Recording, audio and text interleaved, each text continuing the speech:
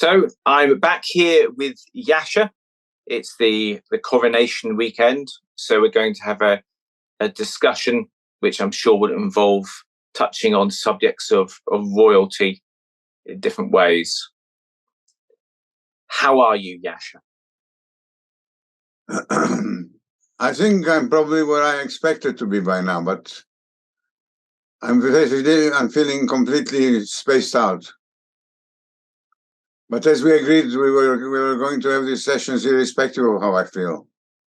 Yes. So how I feel really is what you're asking. Parky question.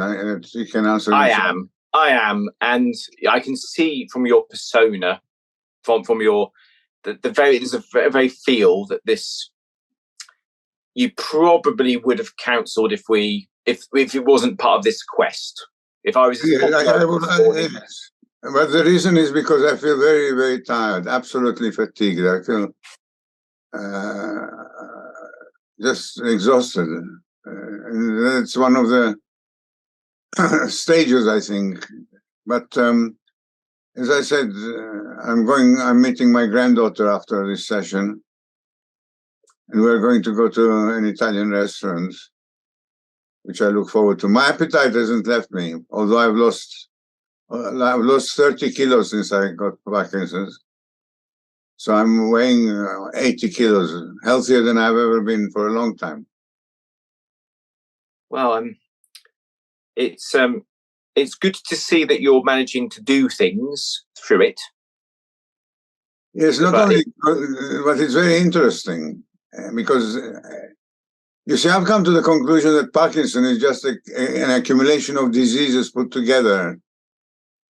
And every day or every week or every month, a different aspect of that disease manifests itself. So you don't know what's going to come up. One day it's complete foggy-headedness, another day it's a tummy ache, another day it's a bug here. I mean, it's just different things all the time. But it does make the illness very interesting, I must say. Yeah, so it's got variation to it. Variation and unexpected aspects. Now, so Yasha, sorry. Tell me. Apologies for changing the subject, but I noticed you've got your Royal Arch book in the background there. Yes. A mysterious thing with that recently. A lot of people have been purchasing it. I don't know if it's appeared somewhere or whether something in the group consciousness. So it's just interesting. Seeing it in the display back there. I thought you said that you'd run out, or you were running out of the copies. We did indeed, but we always reprint, so don't worry. Everything remains in print, and if you ever want to do any changes or anything, let me know. Yes. Well, the storyline in the middle in that book, I really am curious to have a view. Anybody who writes in on the book, on the section on the installation of the Grand Master. Well, yes. So this is the Noveletta, as it were. Now, what I liked about that is because it was different. And in the modern world, I think we over-edit authors and no one does anything different or exciting. And it was lovely that you did that. It was a creative way of explaining how you'd imagine, as a historian, what happened there. So I thought that was a really fun thing. It'd be interesting to hear other people's opinions because it's different. There may be some people who did or didn't like it. There'll be different things. It's very interesting. The academics, fellow members of Quattro Coronati Lodge, criticizes. Quite one of the professors among my colleagues said to me, Yasha, very, very good book. What a pity you did that storyline in the middle. Well, there's one of my dear friends who will remain nameless. He's a quite well-known author, but was also a commissioning editor. Used to say to me when I wanted to write a book, he said, "Well, who are you going to upset?" I said, what do you mean?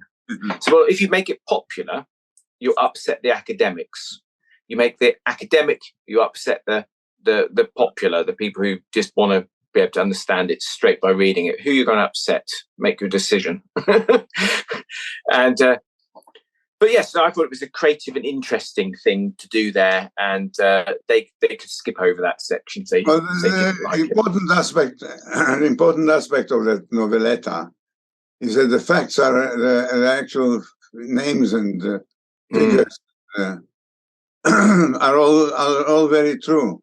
The Duke of Sussex, I mean, one query came up a couple of times.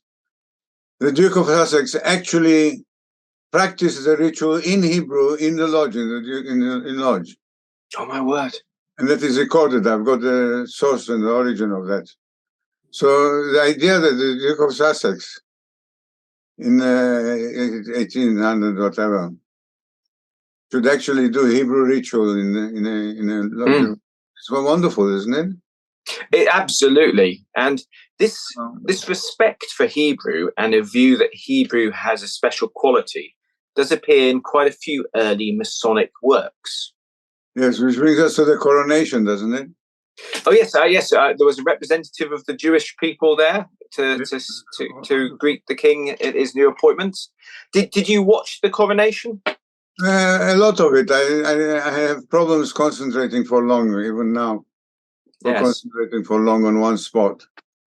But did you notice that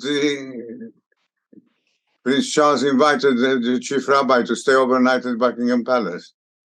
No, I didn't know. Because the coronation was on a Friday. Okay. And the Chief Rabbi wouldn't be able to ride. He should be within walking distance of wherever he was going. I thought that was a great gesture. Yes, very thoughtful. Yeah. So what is your view on royals? So I'm very positive. I'm a great supporter. I think the traditions that we practice and we are so close to here in England are a great privilege to be able to be so close to. And I like all the pomp. I mean, as you know, I've been involved with the worshipful company of makers of playing cards, which was a livery company founded in 1625. So it's really old. I'm 470th master, something like that. Wow. So I've actually been part of the pageantry that's involved in all this royalty business. And I love it. Absolutely lovely. And do you think in the future, do you think we're going to always have always is a bit much. I mean, come on, Martin, give Yash a bit of a chance.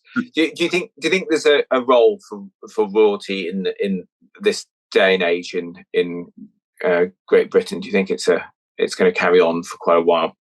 Well, I'm full of admiration for the way they've adapted themselves, like King Charles III and Prince Andrew, Prince.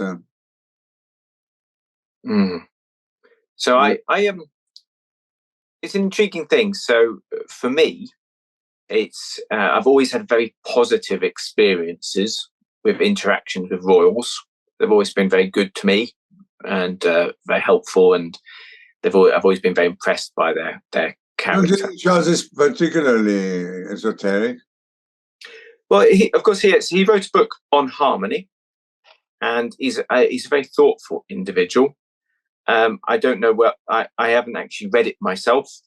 My reading tends to be by great passion and industry. So I'm always reading something towards something I want to be able to achieve or do or understand. So you don't get general reading with me. You don't get reading for pleasure. Or if it's reading for pleasure, the pleasure is in trying to find some special information or try to do something. So yeah.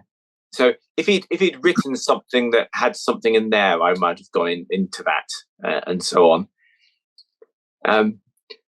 What an intriguing thing to think about, though. I was watching the coronation. Kitty and I went to the cathedral in Ely. She had a red, white, and blue fabulous costume on, a fabulous outfit. Can you imagine? Very good. Oh yes, you can imagine. And I was thinking, it's intriguing how in all cultures we do similar things to sort of signify our leaders. I was watching this and I was thinking, it was beautiful, lovely ceremony. I really like it. Yeah, I like you. I like the symbolism. I'm intrigued by what the different items mean and things. But I think somewhere, in the middle of Papua New Guinea or in some kind of obscure African area, they're electing their chieftain, and they're giving him a hat and giving him a stick and putting a collar around and everything. I thought, wow, this is us putting our chieftain in charge. This seems very similar. Give him a special weapon and take him through a process. You remind me of one of the Duke of Edinburgh's faux pas, I think in Togo or wherever, when the king came out, all dressed up in his glory. He said, "Why are you wearing your pajamas?" Well, actually, is there a similar story about Pocahontas and some other Native Americans were here at the time of James I? Yes. And they were meant to be introduced to the king. And of course, their idea of a king would be some rippling, muscled warrior, stained in blood, ready from their last battle. They were looking for someone who, to their idea of king was different. So when they had all these noblemen and our king in the middle lined up, afterwards they had to explain to them, no, you just did meet the king. And they're like, what do you mean, that big bearded guy? Yeah. Oh, it was so different to what their expectations were. I thought that's an interesting story. I don't know if it's true. Are you familiar with Charlotte, Queen Charlotte series on television? No, tell me. This is a series of on royalty. It's a series, one of these kitsch type of very wonderful stories of royalty, and it's to do with Queen Charlotte. But there is a reference there to the King of Sierra Leone. Oh no, I don't know about this. The fact that he's in Sierra Leone is very, very important, of course. But here in England, when he comes to Buckingham Palace, he suddenly becomes insignificant and under rule. But we are talking of the 19th century. Queen Charlotte, if you get a chance, have a look. It's a nice historical fun. Yeah, I'll ask Kitty about it. No. So this idea of royal is intriguing. So you kind of get the idea, especially in our culture, in the English, British culture, that the royals are somehow appointed by a higher power, and, the Church of England and all that. And you do see that in many cultures. The royalty is the higher part. It's it's got a better quality. It's appointed from above.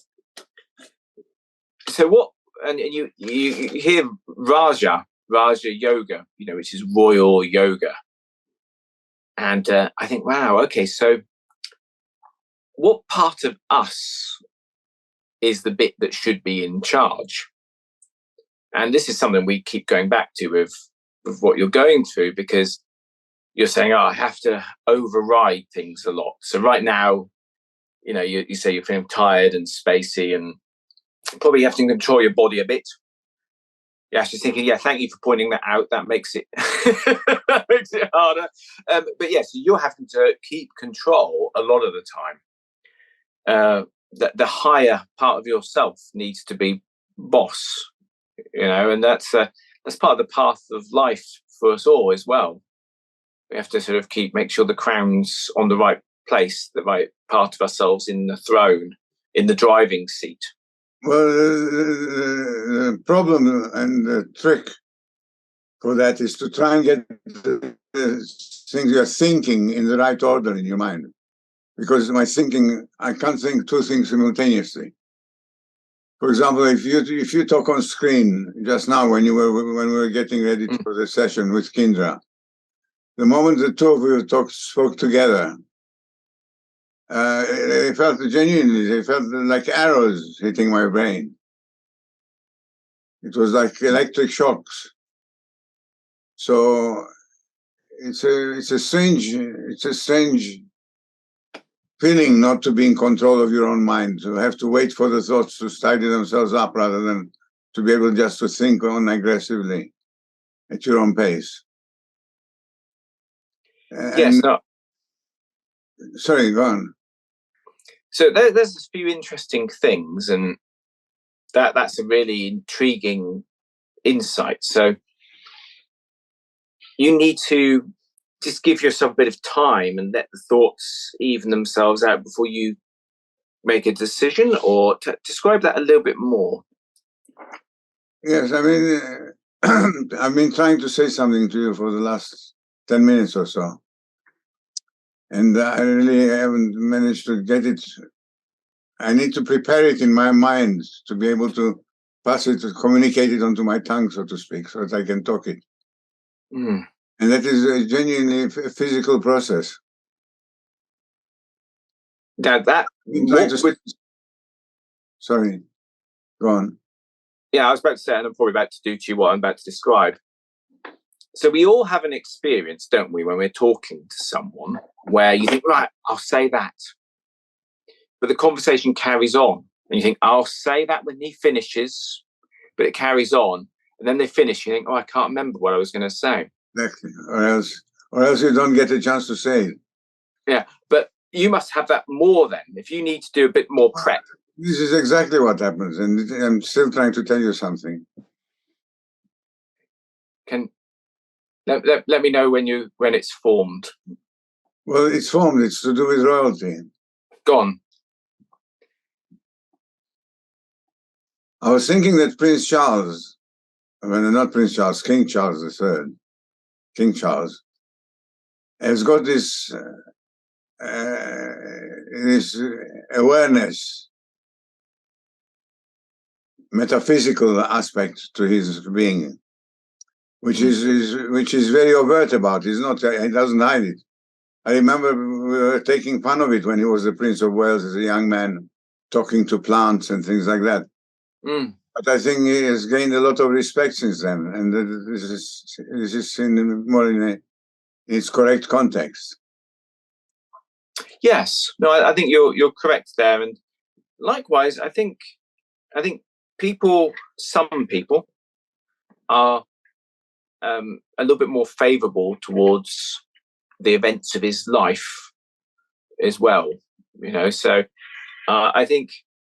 Yeah, so I think public opinion has moved in his direction. I note that he always said he'd be the defender of the faiths, not just the faith. And I think that was included in there, which I think is a good thing. Did you see that 6th century book, Gospel, that he brought onto the screen? Yes, absolutely. Of course, I was looking to try to see the binding. And they had this close up. Yeah, so very well. I mean, congratulations to the filmmakers. Yes, absolutely. There were some people who were critical that they didn't memorize their lines. And I do know that in previous coronations that had been the case.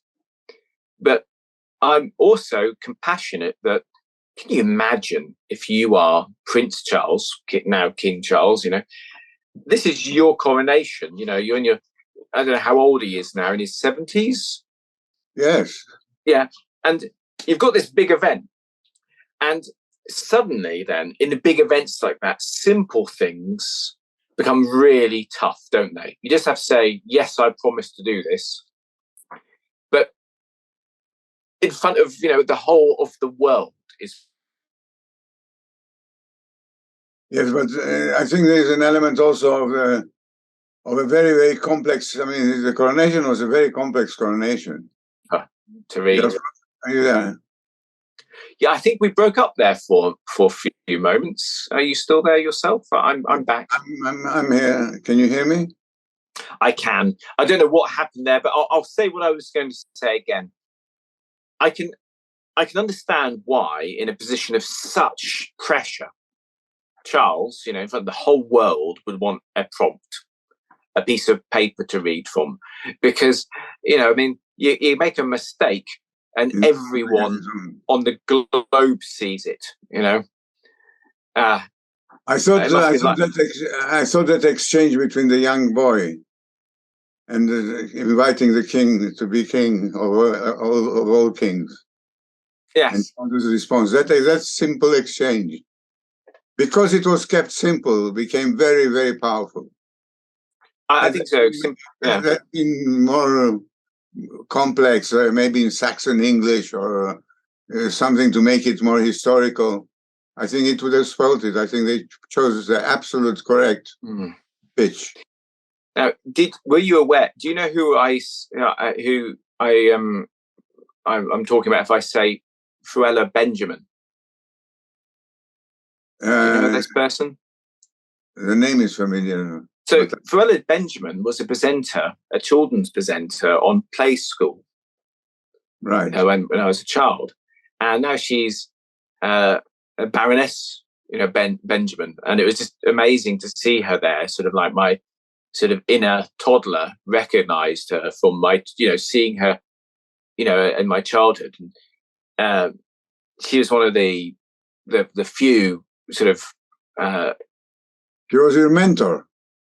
Well, I don't know. I suppose she had a feel to me of sort of, she's a real motherly feel, and she was sort of a comfort to see. I didn't watch television much as a child, but when I did, I remember just being reassured by her presence. And she's a person of color. She's an immigrant, and I just thought, isn't it wonderful in a world where you can come to Britain, you can become a TV presenter, and eventually you're taking part in crowning the king. How wonderful. And I know it's not just me. There are other people who perhaps saw her in their childhood who kind of felt, maybe we feel some kind of family connection that's not, that because of her being, teaching us when we were children, that thought, yes, it felt like mum had done it. I don't want to a wonderful thought. I mean, I agree with everything you say. But sadly, there are some who feel exactly the opposite and the contrary, and that's the sadness of it. Well, a lot of people get worked up about things. Yes. So for me, I'm sort of quite detached from a lot of things going on in the world, but quite positive about people in general. So it's all very good. That's why I love you. Yeah, well, thank you. But Yasha, we've only got 10 minutes left on our time, so which is perhaps good, because it sounds like you've got a few other things happening today. Yes, and I don't want to tie you out. 10 minutes is about 5. Yes, that means 10 minutes is about 5. Yes, it's amazing how time varies depending on what's happening. Oh, time is a wonderful subject to talk about, but you're not going to give 5 minutes to the subject of time, are you? Yes, no, maybe we'll talk about time next time. And let's put that down as the next subject theme for our next. Yes, we certainly can. But maybe we can do a bit of preempting. Yes, absolutely. So that maybe that's a bit more fair. You're saying it takes a while for you to generate some thoughts on things, and I do tend to surprise you. But anyway, so you will be going to the Italian restaurant. I don't know whether is this to celebrate the coronation or just to spend some time with family. To celebrate my granddaughter and her boyfriend who's coming with her. Superb. She's actually coming to get a new mobile for me. She's very good with technical stuff, and I'm updating my mobile, so she's doing it for me. Well, yes. So it's an intriguing thing, isn't it, when you get to a point where you start to recruit people of an earlier age to do things to do with technology for you. And I'm trying not to, but if I'm time pressured, I end up going, what about this? What about that? And I've realized that I'm moving into that category slowly, trying not to do so. But there we are. Well, all right then, Yasha. Well, the limitations of technology are against us here on our video call. Yes, you have a lovely time, and next time we'll be talking about time itself. I leave the subject matter which started the whole of this conversation within your hands. Certainly. That is a Cambridge conference. Yes, we'll talk about that because, as you know, there is another Cambridge conference coming soon. Yes, that's right. That's why it occurred to me. But if you can see Yes. that, why I'm feeling that it's lost. Yes, I'll have a read and think about how to shine some light on that. I've got the originals, the original illustrations. Superb. Let's do something.